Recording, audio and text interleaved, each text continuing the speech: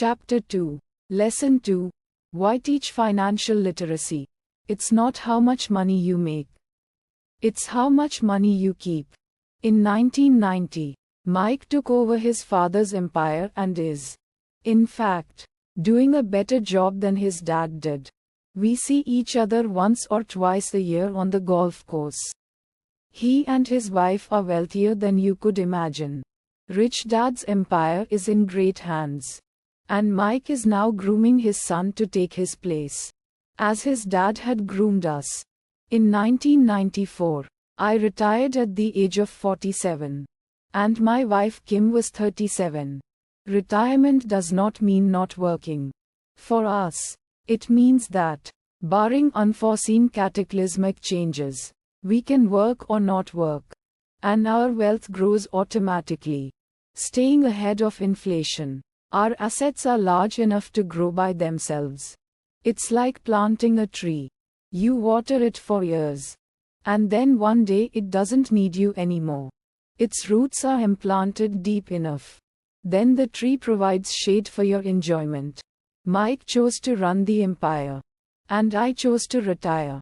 Whenever I speak to groups of people, they often ask what I would recommend that they do. How do I get started? Is there a book you would recommend? What should I do to prepare my children? What is your secret to success? How do I make millions? Whenever I hear one of these questions, I'm reminded of the following story. The richest businessman in 1923. A group of our greatest leaders and richest businessmen held a meeting at the Edgewater Beach Hotel in Chicago. Among them were Charles Schwab, head of the largest independent steel company; Samuel Insull, president of the world's largest utility; Howard Hobson, head of the largest gas company; Ivar Kreuger, president of International Match Company, one of the world's largest companies at that time; Leon Frazier, president of the Bank of International Settlements; Richard Whitney, president of the New York Stock Exchange; Arthur Cotton and Jesse Livermore, two of the biggest stock speculators; and Albert Fall, a member of President Harding's cabinet. 25 years later, 9 of these titans ended their lives as follows. Schwab died penniless after living for 5 years on borrowed money. Insull died broke in a foreign land. And Kreuger and Cotton also died broke. Hobson went insane. Whitney and Albert Fall were released from prison. And Fraser and Livermore committed suicide.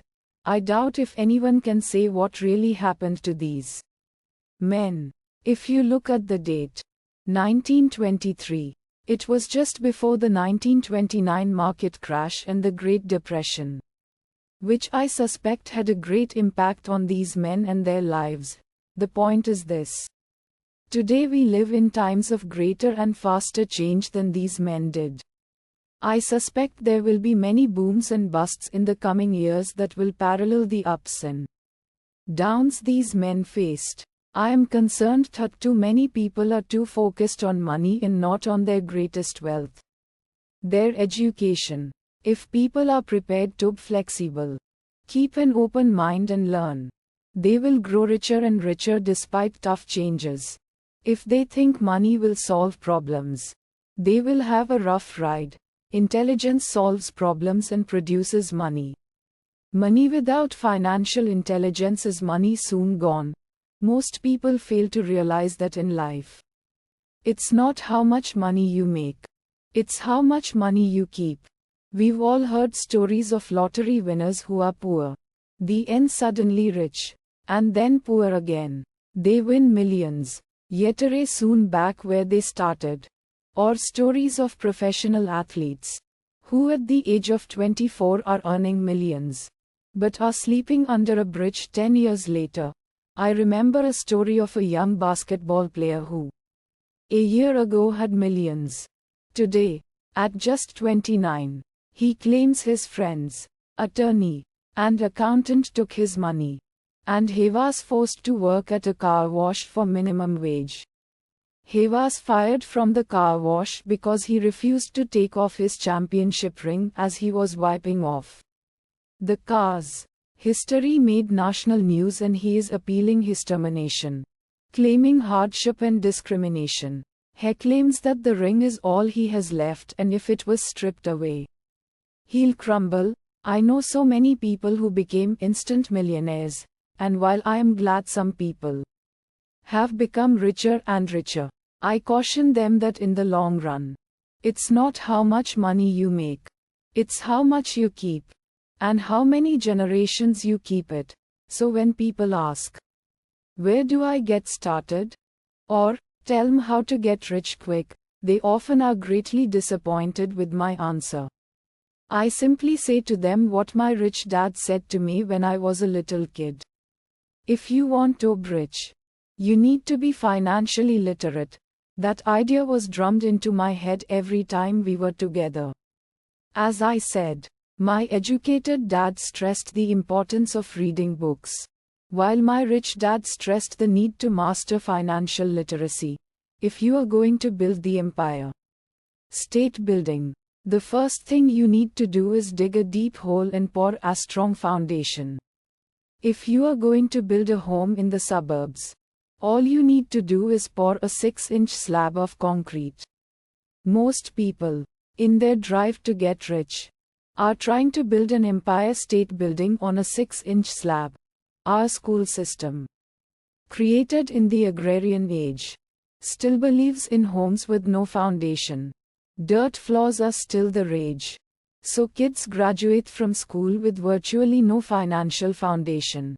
One day, sleepless and deep in debt in suburbia, living the American dream, they decide that the answer to their financial problems is to find a way to get rich quick. Construction on the skyscraper begins. It goes up quickly. And soon, instead of the Empire State Building, we have the Leaning Tower of suburbia. The sleepless nights return, as for Mike and me in our adult years. Both of our choices were possible because we were taught to pour a strong financial foundation when we were just kids. Accounting is possibly the most confusing, boring subject in the world. But if you want to be rich long term, it could be the most important subject. For Rich Dad, the question was how to take a boring and confusing subject and teach it to kids. The answer he found was to make it simple by teaching it in pictures. My rich dad poured a strong financial foundation for Mike and me. Since we were just kids, he created a simple way to teach us. For years he only drew pictures and used few words. Mike and I understood the simple drawings, the jargon, the movement of money, and then in later years, Rich Dad began adding numbers. Today, Mike has gone on to master much more complex and sophisticated accounting analysis because he had to, in order to run his empire.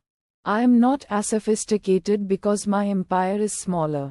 Yet we come from the same simple foundation. Over the following pages, I offer to you the same simple line drawings Mike's dad created for us. Though basic, those drawings helped guide two little boys in building great sums of wealth on a solid on deep foundation. Rich people acquire assets. The poor and middle class acquire liabilities that they think are assets. Rule number 1. You must know the difference between an asset and a liability. And buy assets, if you want to be rich. This is all you need to know. It is rule number 1. It is the only rule. This may sound absurdly simple, but most people have no idea how profound this rule is. Most people struggle financially because they do not know the difference between an asset and a liability. Rich people acquire assets. The poor and middle class acquire liabilities that they think are assets, said Rich Dad. When Rich Dad explained this to Mike and me, we thought he was kidding. Here we were, nearly teenagers and waiting for the secret to getting rich. And this was his answer. It was so simple that we stopped for a long time to think about it. What is an asset?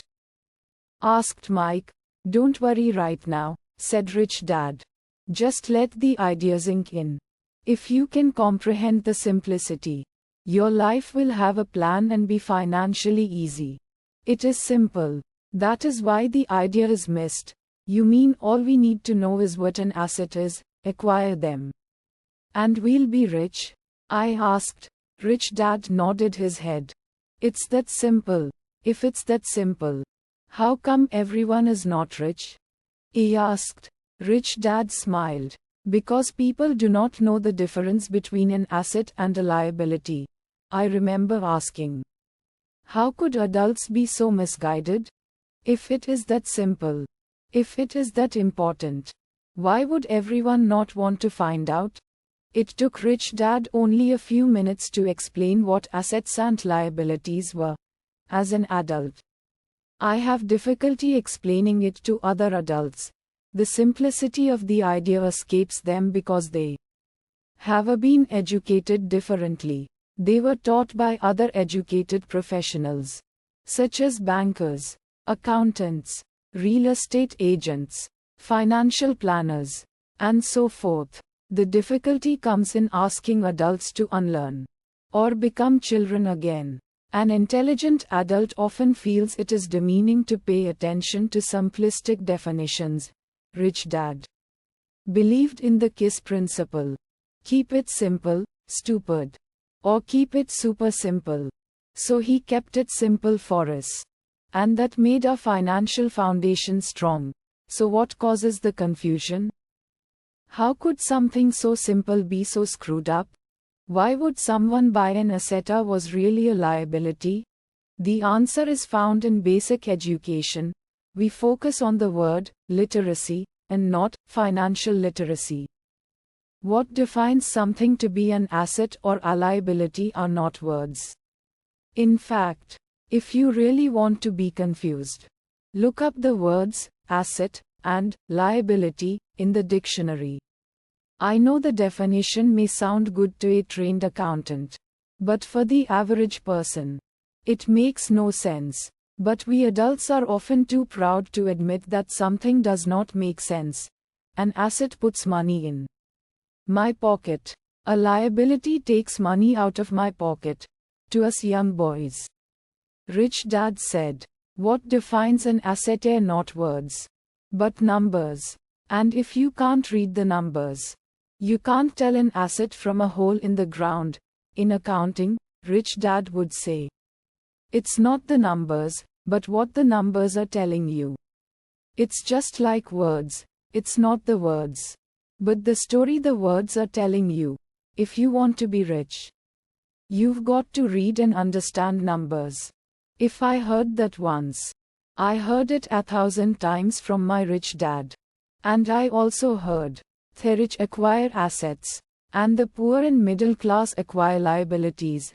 Here is how to tell the difference between an asset and a liability. Most accountants and financial professionals do not agree with the definitions. But these simple drawings were the start of strong financial foundations for two young boys. This is the cash flow pattern of an asset.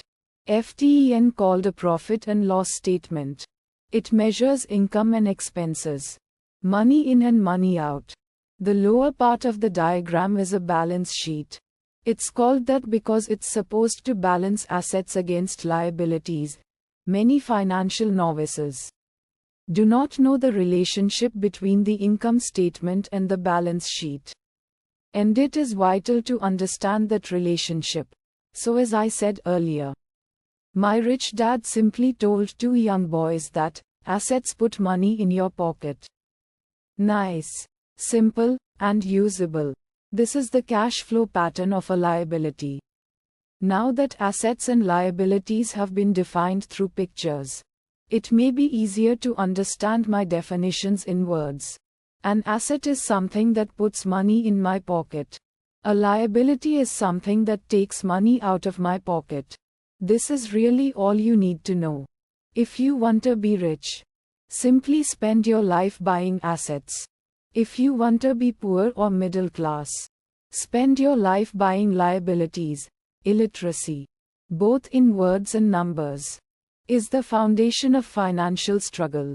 If people are having difficulties financially, there is something that they don't understand, either in words or numbers.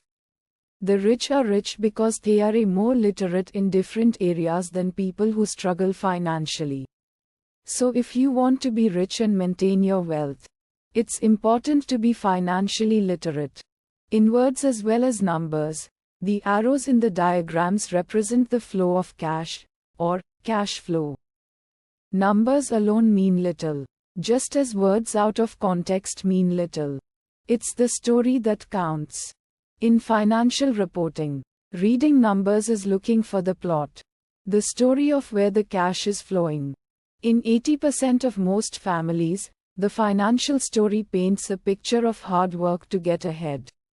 However, this effort is for naught because they spend their lives buying liabilities instead of assets. This is the cash flow pattern of a poor person. This is the cash flow pattern of a person in the middle class. This is the cash flow pattern of a rich person. All of these diagrams are obviously oversimplified. Everyone has living expenses. The need for food, shelter, and clothing. The diagrams show the flow of cash through a poor, middle class, and wealthy person's life. It is the cash flow that tells the story of how a person handles their money. The reason I started with the story of the richest man in America is to illustrate the flaw in believing that money will solve all problems. That is why I cringe whenever I hear people ask me how to get rich quicker, or where they should start. I often hear, I'm in debt, so I need to make more money, but more money will often not solve the problem.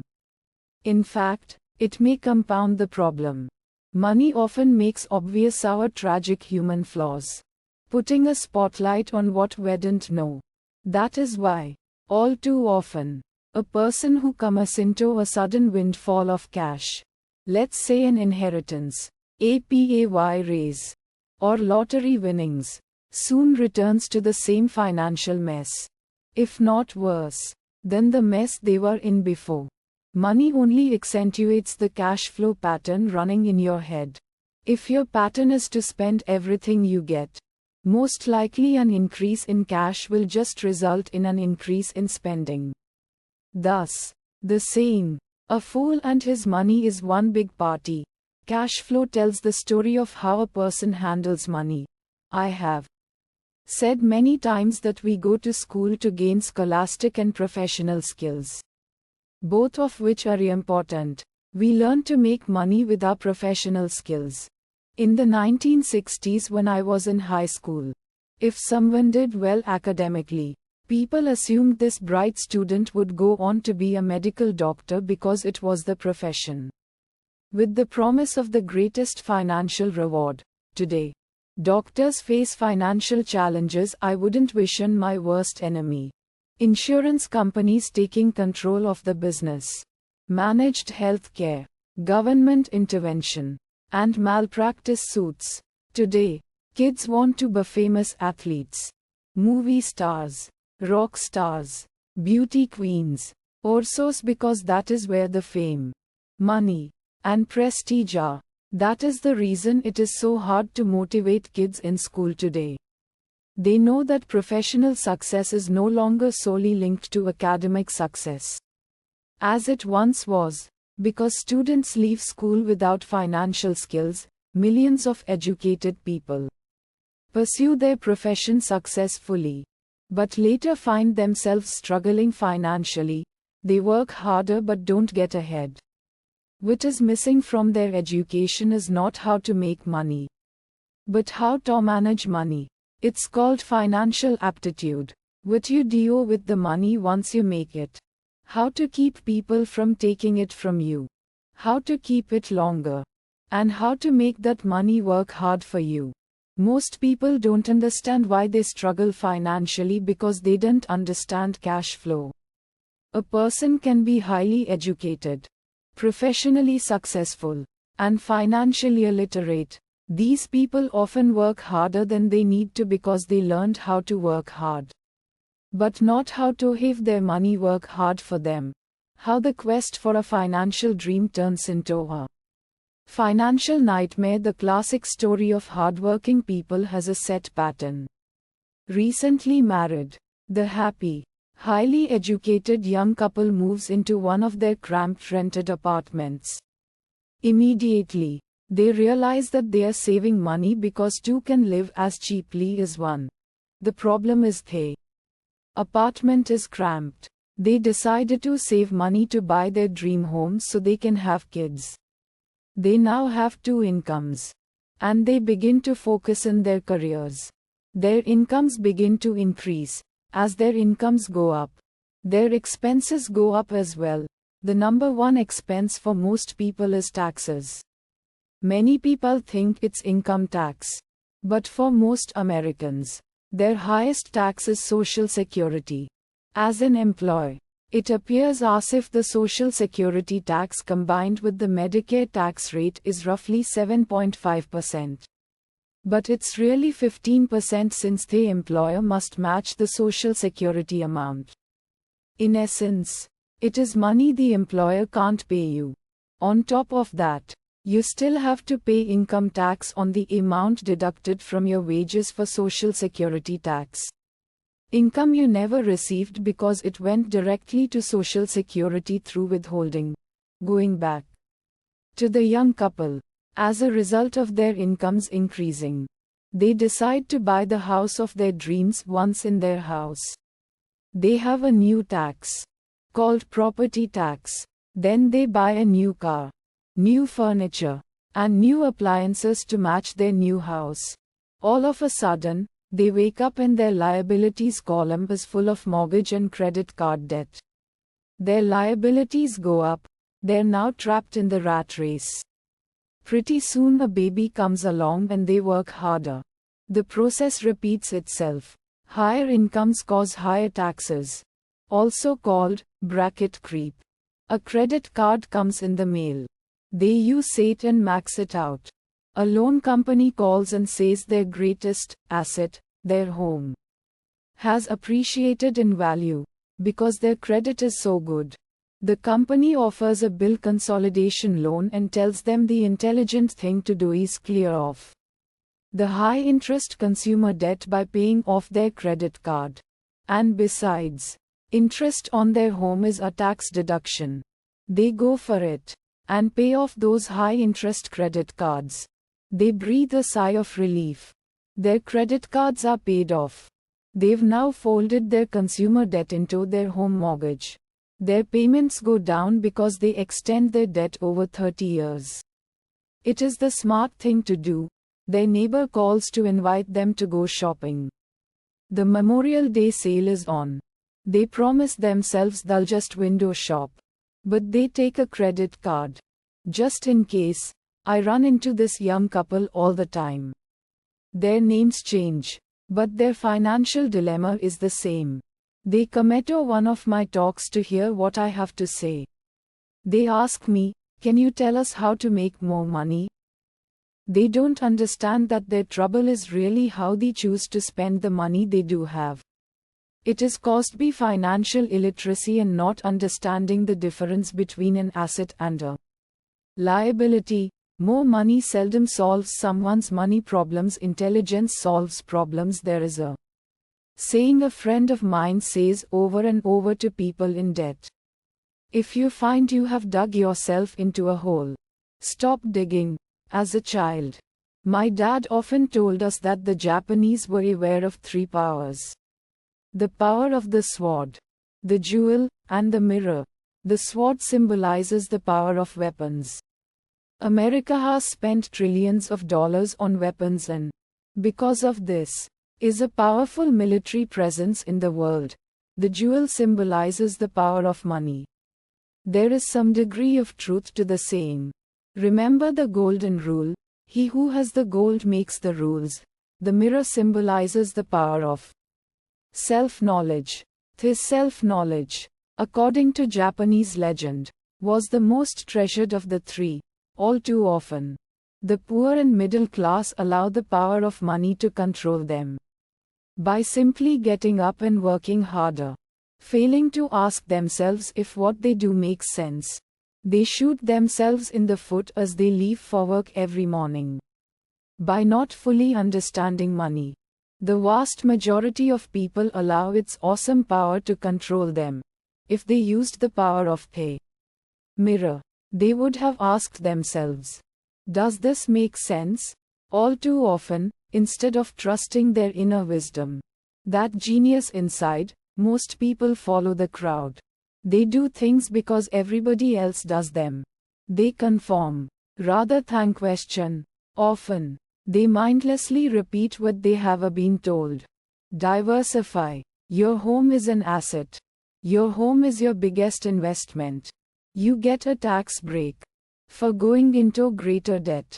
Get a safe job. Don't make mistakes. Don't take risks. It is said that the fear of public speaking is a fear greater than death for most people. According to psychiatrists, the fear of public speaking is caused by the fear of ostracism, the fear of standing out, the fear of criticism, the fear of ridicule, and the fear of being an outcast. The fear of being different prevents most people from seeking new ways to solve their problems. That is why my educated dad said the Japanese valued the power of pay mirror the most, for it is only when we look into it that we find truth. Fear is the main reason that people say, play it safe. That goes for anything, be it sports, relationships, careers, or money. A person can be highly educated, professionally successful, and financially illiterate. It is that same fear, the fear of ostracism, that causes people to conform to, and not question, commonly accepted opinions or popular trends. Your home is an asset. Get a bill consolidation loan, and get out of debt. Work harder. It's a promotion. Someday I'll be a vice president. Save money. When I get a raise, I'll buy us a bigger house. Mutual funds are safe. Many financial problems are caused by trying to keep up with the Joneses. Occasionally, we all need to look in the mirror and be true to our inner wisdom rather than our fears. By the time Mike and I were 16 years old, we began to have problems in school. We were not bad kids. We just began to separate from the crowd. We worked for Mike's dad after school and on weekends. Mike and I often spent hours after work just sitting at a table with his dad while he held meetings with his bankers, attorneys, accountants, brokers, investors, managers, and employees. Here was Aman, who had left school at 13, who was now directing, instructing, ordering, and asking questions of educated people. They came at his beck and call, and cringed when he didn't approve of them. Here was a man who had not gone along with the crowd. He was a man who did his own thinking and detested the words, "We have to do it this way because that's the way everyone else does it." He also hated the word can't. If you wanted him to do something, just say, "I don't think you can do it." Mike and I learned more sitting in on his meetings than we did in all our years of school, college included. Mike's dad was not book smart, but he was financially educated and successful as a result. He told us over and over again, an intelligent person hires people who are more intelligent than he is. So Mike and I had the benefit of spending hours listening to and learning from intelligent people. But because of this, Mike and I couldn't go along with the standard dogma our teachers preached. And that caused problems whenever the teacher said, "If you don't get good grades, you won't do well in the real world." Mike and I just raised our eyebrows when we were told to follow set procedures and not deviate from the rules. We could see how school discouraged creativity. We started to understand why our rich dad told us that schools were designed to produce good employees. Instead of employers, occasionally, Mike or I would ask our teachers how what we studied was applicable in the real world, or why we never studied money and how it worked. To the latter question, we often got the answer that money was not important. Thought if we excelled in our education, the money would follow. The more we knew about the power of money, the more distant we grew from the teachers and our classmates. My highly educated dad never pressured me about my grades, but we did begin to argue about money. By the time I was 16, I probably had a far better foundation with money than both my parents. I could keep books. I listened to tax accountants, corporate attorneys, bankers, real estate brokers, investors, and so forth. By contrast, my dad talked to other teachers. One day my dad told me that our home was his greatest investment. A not too pleasant argument took place when I showed him why I thought a house was not a good investment. The above diagram illustrates the difference in perception between my rich dad and my poor dad when it came to their homes. One dad thought his house was an asset, and the other dad thought it was a liability.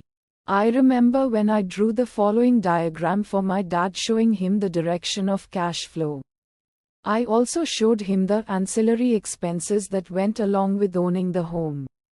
A bigger home meant bigger expenses, and the cash flow kept going out through the expense column. Today, people still challenge me on the idea of a house not being an asset. I know that for many people, it is their dream as well as their largest investment, and owning your own home is better than nothing. I simply offer an alternate way of looking at this popular dogma. If my wife and I were to buy a bigger, flashier house, we realize it wouldn't be an asset.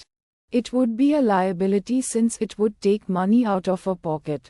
So here is the argument I put forth. I really don't expect most people to agree with it because your home is an emotional thing, and when it comes to money, high emotions tend to lower financial intelligence. I know from personal experience that money has a way of making every decision emotional. When it comes to houses, most people work all their lives paying for a home they never own.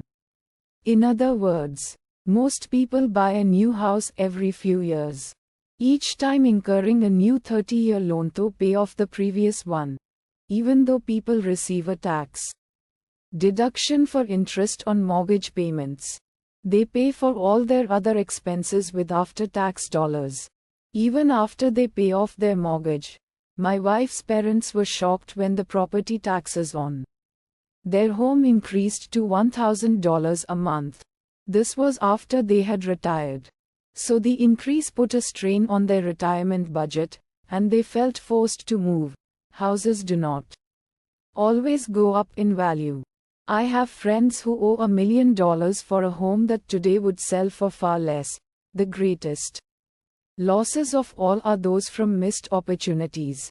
If all your money is tied up in your house, you may be forced to work harder because your money continues blowing out of the expense column instead of adding to the asset column. The classic middle-class cash flow pattern. If a young couple would put more money into their asset column early on, their later years would be easier. Their assets would have grown and would be available to help cover expenses. All too often, a house only serves as a vehicle for incurring a home equity loan to pay for mounting expenses. In summary, the end result in making a decision to own a house that is too expensive in lieu of starting an investment portfolio impacts an individual in at least the following 3 ways. 1. Loss of time, during which other assets could have grown in value. 2. Loss of additional capital, which could have been invested instead of paying for high maintenance expenses related directly to the home. 3. Loss of education. Too often, people count their house and savings and retirement plans as all they have in their asset column. Because they have no money to invest. They simply don't invest. This costs them investment experience. Most never become what the investment world calls a sophisticated investor. And the best investments are usually first sold to sophisticated investors, who then turn around and sell them to the people playing it safe. I am not saying don't buy a house. What I am saying is that you should understand the difference between an asset and a liability. When I want a bigger house, I first buy assets that will generate the cash flow to pay for the house. My educated dad's personal financial statement best demonstrates the life of someone caught in the rat race. His expenses match his income, never allowing him enough left over to invest in assets. As a result, his liabilities are larger than his assets. The following diagram on the left shows my poor dad's income statement. It is worth 1,000 words. It shows that his income and expenses are equal while his liabilities are larger than his assets. My rich dad's personal financial statement on the right reflects the results of a life dedicated to investing and minimizing liabilities. Why the rich get richer. A review of my rich dad's financial statement shows why the rich get richer. The asset column generates more than enough income to cover expenses, with the balance reinvested into the asset column. The asset column continues to grow and, therefore, the income it produces grows with it. The result is that the rich get richer. Why the middle class struggle. The middle class finds itself in a constant state of financial struggle. Their primary income is through their salary. As their wages increase, so do their taxes. Their expenses tend to increase in proportion to their salary increase. Hence, the phrase, the rat race. They treat their home as their primary asset. Instead of investing in income-producing assets, this pattern of treating your home as an investment. And the philosophy that a pay raise means you can buy a larger home or spend more, is the foundation of today's debt-ridden society. Increased spending throws families into greater debt and into more financial uncertainty. Even though they may be advancing in their jobs and receiving raises on a regular basis. This is high-risk living caused by weak financial education. The massive loss of jobs in recent times proves how shaky the middle class really is financially. Company pension plans are being replaced by 401k plans. Social Security is obviously in trouble and can't be relied upon as a source for retirement. Panic has set in for the middle class. Today, mutual funds are popular because they supposedly represent safety. Average mutual fund buyers are too busy working to pay taxes and mortgages, save for their children's college, and pay off credit cards. They don't have time to study investing. So they rely on the expertise of the manager of a mutual fund. Also, because the mutual fund includes many different types of investments, they feel their money is safer because it is diversified. This educated middle class subscribes to the dogma put out by mutual fund brokers and financial planners. Play it safe. Avoid risk. The real tragedy is that the lack of early financial education is what creates the risk faced by average middle class people. The reason they have to play it safe is because their financial positions are tenuous at best. Their balance sheets are not balanced. Instead, they are loaded with liabilities and have no real assets that generate income. Typically, their only source of income is their paycheck. Their livelihood becomes entirely dependent on their employer. So when genuine deals of a lifetime come along, these people can't take advantage of them because they are working so hard, are taxed to the max, and are reloaded with debt. As I said at the start of this section, the most important rule is to know the difference between an asset and a liability. Once you understand the difference, Concentrate your efforts on buying income-generating assets.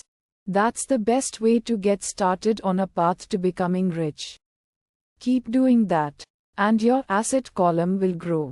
Keep liabilities and expenses down so more money is available to continue pouring into the asset column. Soon the asset base will be so deep that you can afford to look at more speculative investments. Investments that may have returns of 100% to infinity. $5,000 investments that are soon turned into $1 million or more. Investments that the middle class calls too risky. The investment is not risky for the financially literate. If you do what the masses do, you get the following picture. As an employee who is also a homeowner, your working efforts are generally as follows. 1. You work for the company. Employees make their business owner or the shareholders rich, not themselves. Your efforts and success will help provide for the owner's success and retirement. Point 2. You work for the government. The government takes its share from your paycheck before you even see it. By working harder, you simply increase the amount of taxes taken by the government. Most people work from January to May just for the government. Point 3. You work for the bank. After taxes, your next largest expense is usually your mortgage and credit card debt. The problem with simply working harder is that each of these three levels takes a greater share of your increased efforts. You need to learn how to have your increased efforts benefit you and your family directly. Once you have decided to concentrate on minding your own business, focusing your efforts on acquiring assets instead of a bigger paycheck. How do you set your goals? Most people must keep their job and rely on their wages to fund their acquisition of assets. As their assets grow, how do they measure the extent of their success? When does someone know that they are rich, that they have wealth? As well as having my own definitions for assets and liabilities, I also have my own definition for wealth. Actually, I borrowed it from a man named R. Buckminster Fuller. Some call him a quack, and others call him a genius. Years ago he got architects buzzing because he applied for a patent for something called a geodesic dome. But in the application, Fuller also said something about wealth. It was pretty confusing at first, but after reading it, it began to make some sense. Wealth is a person's ability to survive so many number of days forward. Oh, if I stopped working today, how long could I survive? Unlike net worth, the difference between your assets and liabilities, which is often filled with a person's expensive junk and opinions of what things are worth. This definition creates the possibility for developing a truly accurate measurement. I could now measure and know where I was in terms of my goal to become financially independent. Although net worth often includes non-cash producing assets, like stuff you bought that now sits in your garage, wealth measures how much money your money is making and, therefore, your financial survivability. Wealth is the measure of the cash flow from the asset column compared with the expense column. Let's use an example. Let's say I have cash flow from my asset column of $1,000 a month, and I have monthly expenses of $2,000. What is my wealth? Let's go back to Buckminster Fuller's definition. Using his definition, how many days forward can I survive? Assuming a 30-day month, I have enough cash flow for half a month. When I achieve $2,000 a month cash flow from my assets, then I will be wealthy. So while I'm not yet rich, I am wealthy. I now have income generated from assets each month that fully cover my monthly expenses. If I want to increase my expenses, I first must increase my cash flow to maintain this level of wealth. Also note that it is at this point that I'm no longer dependent on my wages. I have focused on, and been successful in, Building an asset column that has made me financially independent. If I quit my job today, I would be able to cover my monthly expenses with the cash flow from my assets. My next goal would be to have the excess cash flow from my assets reinvested into the asset column. The more money that goes into my asset column, the more my asset column grows. The more my assets grow, the more my cash flow grows. And as long as I keep my expenses less than the cash flow from these assets, I grow richer with more and more income from sources other than my physical labor. As this reinvestment process continues, I am well on my way to becoming rich. Just remember this simple observation. The rich buy assets, the poor only have expenses. The middle class buy liabilities they think are assets. So how do I start minding my own business? What is the answer? Listen to the founder of McDonald's in the next chapter.